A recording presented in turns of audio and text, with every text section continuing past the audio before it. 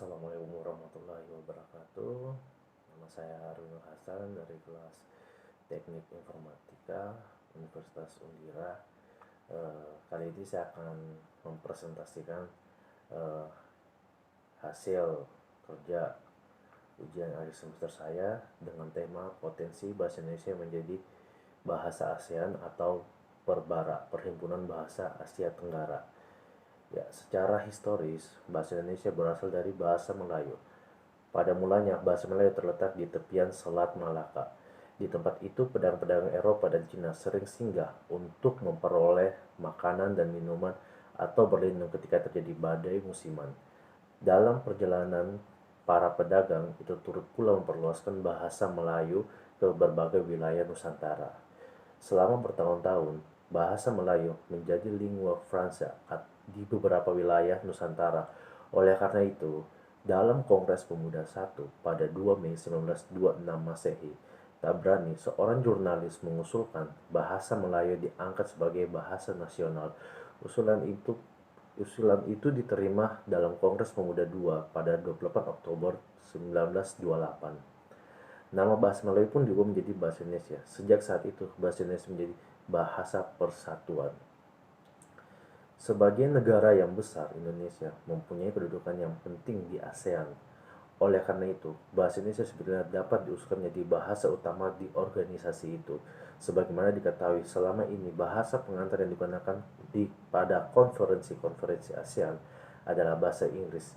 Itu terdengar miris, karena kawasan ASEAN didominasi bahasa Melayu yang struktur bahasanya mirip dengan bahasa Indonesia.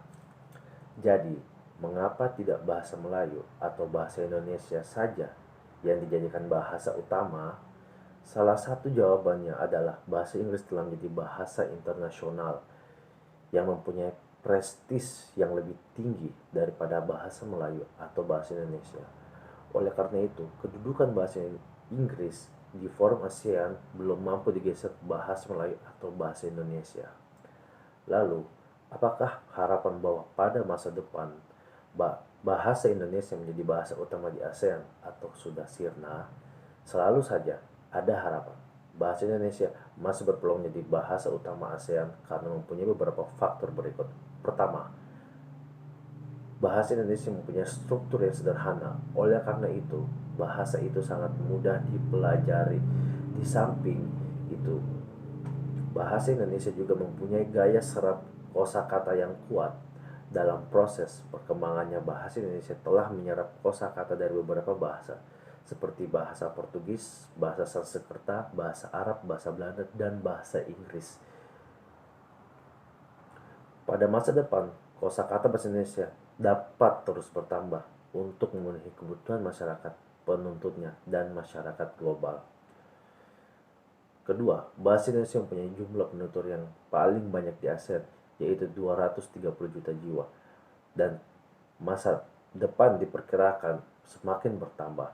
Jumlah penuturnya terbesar di dalam negeri dan di luar negeri. Penutur di luar negeri seperti tenaga kerja Indonesia, pelajar Indonesia, dan wisatawan Indonesia dapat menjadi duta dalam mengenalkan bahasa Indonesia kepada bangsa-bangsa lain. Ketiga, bahasa Indonesia mempunyai persebaran geografi yang luas. Sebagaimana diketahui, bahasa Melayu yang menjadi cikal bakal bahasa Indonesia dan dituturkan di hampir seluruh kawasan ASEAN. Bahkan bahasa Melayu tercatat menjadi bahasa nasional di 4 negara, yaitu Indonesia, Malaysia, Brunei, dan Singapura.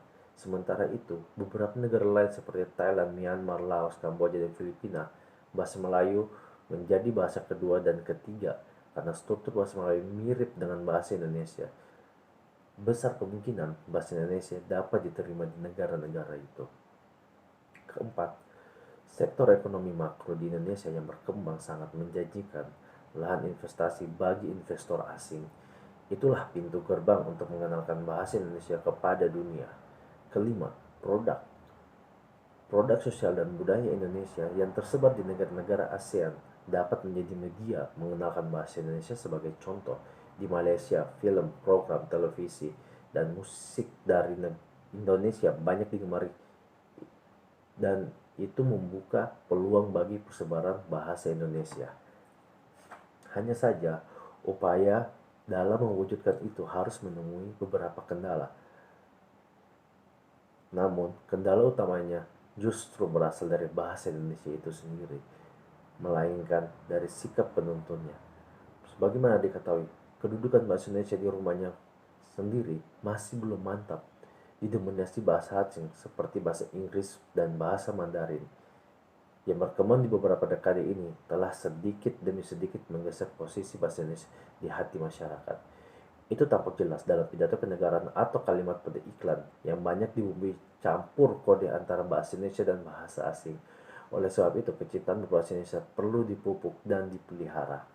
Salah satu caranya adalah menggunakan bahasa Indonesia dengan baik dan benar. Slogan itu sebetulnya suatu ajakan agar kita menggunakan bahasa pada tempat dan situasi yang tepat. Maka kita tidak perlu menggunakan ragam baku di pasar tradisional, stasiun, atau terminal karena konteksnya memang tidak tepat. Jadi mari kita belajar mencintai bahasa Indonesia dengan menuturkannya pada konteks yang sesuai. Peluang bahasa Indonesia untuk menjadi bahasa ASEAN sebetulnya masih terbuka lebar. Upaya itu perlu mendapat dukungan dari penuntutnya. Jadi, mari kita bangga menggunakan bahasa Indonesia. Semoga harapan bahwa bahasa Indonesia menjadi bahasa utama ASEAN dapat terwujud. Ya, saran saya di sini untuk bahasa Indonesia agar bisa menjadi bahasa ASEAN, dimana kita harus memulai dari hal-hal kecil. Hal-hal kecil itu yang mulai dari diri kita sendiri sama orang-orang terdekat. Apalagi yang kita lihat sekarang, anak masih sekolah, masih SD ataupun TK, mereka sudah dituntut untuk bisa fasih berbahasa Inggris. Itu sangat miris. Kenapa? Karena ketika uh, kedepannya nanti bahasa Indonesia itu seakan-akan menjadi bahasa asing bagi anak tersebut. Sedangkan bahasa Inggris yang tadinya bahasa asing dijadikanlah bahasa pokok bagi dia. Di sini peran orang tua sangat besar ya. Tentunya uh, sedikit demi sedikit bila kita menyadarkan dari diri kita sendiri, orang-orang terdekat, kemungkinan besar bahwa bahasa Indonesia akan dijadikan bahasa ASEAN dan dapat digunakan di negara-negara ASEAN itu bisa terwujud apabila kita memulai dari diri kita sendiri. Sekian itu saja yang bisa saya sampaikan, kurang lebihnya mohon maaf. Wabillahi taufiq wal hidayah. Wassalamualaikum warahmatullahi wabarakatuh.